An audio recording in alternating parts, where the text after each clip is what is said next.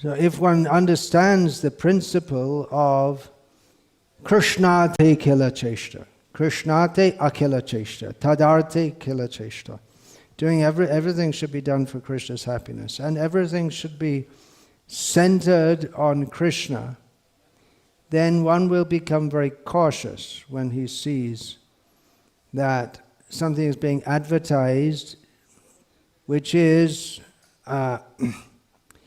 not what Srila Prabhupada, as the representative of all the acharyas of Vyasadeva, of the Shastra of Krishna, not what Srila Prabhupada promoted. Yoga was very popular when Srila Prabhupada was present in America also.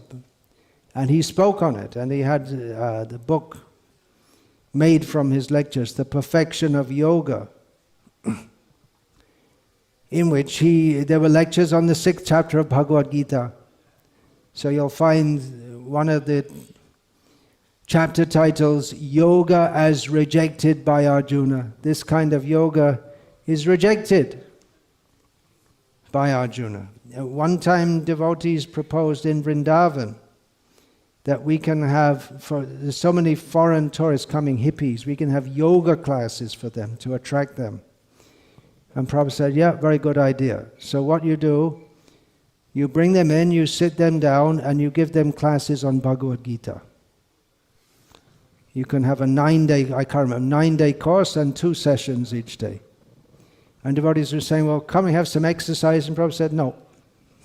What's the point? This is real yoga. You tell them, but just to attract them, no.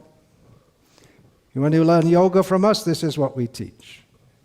So the whole idea of teaching yoga and attracting people in this way was addressed by Prabhupada by saying that you just sit them down, and Prabhupada said they can sit in the cross-legged, and breathing they can breathe. They're allowed to breathe. So, I'm paraphrasing a bit here, sarcastically, as you can understand.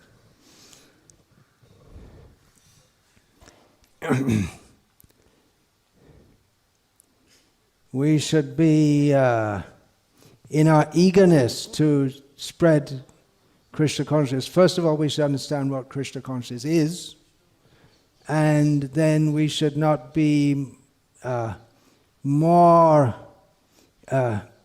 intelligent than Srila Prabhupada in spreading Krishna consciousness.